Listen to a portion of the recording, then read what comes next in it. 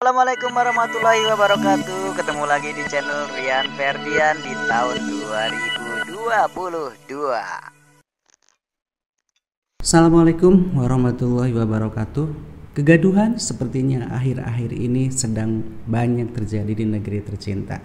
Belum selesai kegaduhan akibat menghilangnya stok minyak goreng di pasaran, kemudian disusul dengan kegaduhan lainnya, diantaranya adalah kartu BPJS yang dijadikan persyaratan untuk membuat SIM, STNK, SKCK, bahkan jual beli tanah, serta untuk mendaftar haji dan umroh. Dan yang terbaru saat ini, kembali kegaduhan terjadi di bumi tercinta, di mana saat ini kita semua terpancing secara emosional dengan salah satu pernyataan yang disampaikan oleh Menteri Agama Republik Indonesia. Dan akibat dari pernyataan Menteri Agama Republik Indonesia yang dianggap cenderung menistakan agama, sejumlah elemen masyarakat pun bereaksi. Tidak cukup hanya tokoh agama, kemudian politikus, bahkan anggota DPR pun semua berkomentar, menyambut dan memberikan tanggapan dari pernyataan Menteri Agama Republik Indonesia, di mana dalam pernyataan yang disampaikan di Pekanbaru Riau pada hari Rabu 22 Maret 2022, Menteri Agama kala itu menjawab pernyataan pewarta berita terkait surat edaran Menteri Agama tentang penggunaan toa di musola dan masjid. Nah, dari pernyataan tersebut tergiring opini seolah-olah Menteri Agama membandingkan suara azan dengan gonggongan anjing. Dan inilah yang dianggap oleh sebagian orang, pernyataan Menteri Agama dianggap telah menistakan agama. Namun tidak sedikit juga yang membela Menteri Agama bahwa secara utuh video yang beredar sebenarnya Menteri Agama hanya sekedar mencontohkan suara-suara yang dianggap mengganggu. Terkait pernyataan Menteri Agama, sejumlah elemen masyarakat pun bersiap untuk merespon dengan berbagai hal. Salah satunya adalah yang sudah terjadi, pakar telematika Roy Suryo sudah melaporkannya ke Polda Metro Jaya. Meski laporan itu ditolak oleh Polda Metro Jaya karena kejadiannya bukan di wilayah hukum Polda Metro Jaya. Namun Roy Suryo yakin bahwa video yang beredar itu adalah video asli dan dianggap bahwa seorang Menteri Agama telah menistakan agama, di mana membandingkan suara azan dengan suara gonggongan anjing. Lalu seperti apa sebenarnya pernyataan Menteri Agama yang sesungguhnya sehingga dianggap oleh sebagian orang menistakan agama dan oleh sebagian orang dianggap itu adalah pernyataan yang biasa? Selengkapnya kita akan coba simak pernyataan Menteri Agama yang sampai saat ini masih menuai kontroversi dari berbagai kalangan.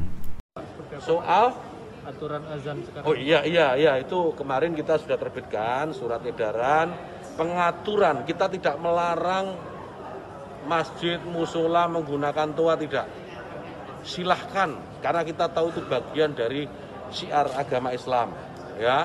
Tetapi ini harus diatur, tentu saja. Diatur bagaimana volume speakernya, gitu. Toanya itu nggak boleh kenceng-kenceng, 100 desibel maksimal. Diatur bagaimana kapan mereka bisa mulai menggunakan speaker itu sebelum adzan dan setelah adzan, bagaimana menggunakan speaker di dalam dan seterusnya. Tidak ada pelarangan. Ini aturan ini dibuat semata-mata hanya untuk membuat masyarakat kita semakin harmonis, meningkatkan manfaat dan mengurangi mafsadat. Jadi menambah manfaat dan mengurangi ketidakmanfaatan. Karena kita tahu, misalnya ya, kita tahu di daerah yang mayoritas muslim, hampir setiap 100 meter, 200 meter itu ada musola masjid.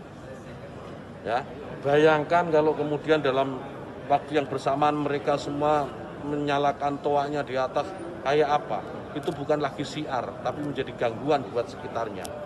Kita bayangkan lagi, kita ini muslim, saya ini muslim, saya hidup di lingkungan non muslim, ya.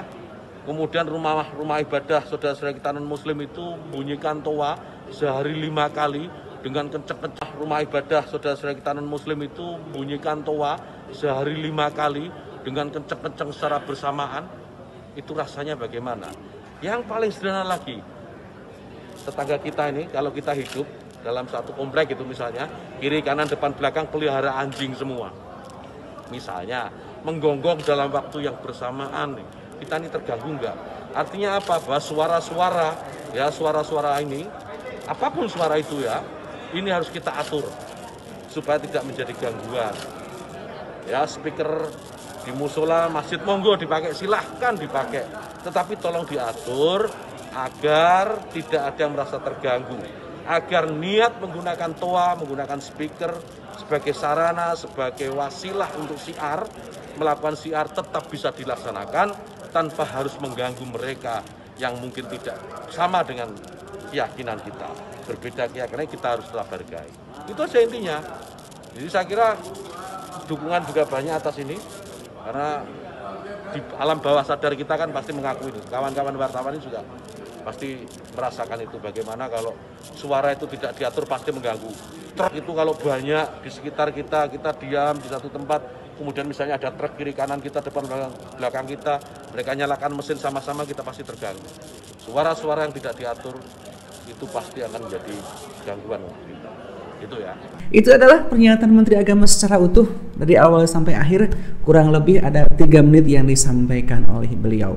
Setelah kita mendengar pernyataan Menteri Agama secara full, utuh, tanpa ada proses editing, saya tidak ingin menggiring opini Anda. Apakah Anda akan menyikapinya bahwa pernyataan tersebut seolah-olah Menteri Agama membandingkan suara azan dengan suara gonggongan anjing sehingga masuk kategori penistaan agama, ataukah opini Anda bahwa seorang Menteri Agama hanya mencontohkan kegaduhan yang sekiranya bisa mengganggu orang lain?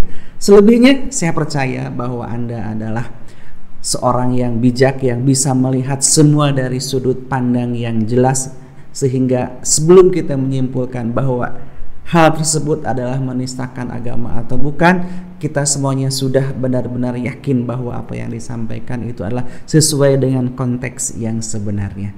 Akhirnya saya Dimas Pat segera undur diri. Terima kasih dan sampai jumpa. Terima kasih sudah menonton.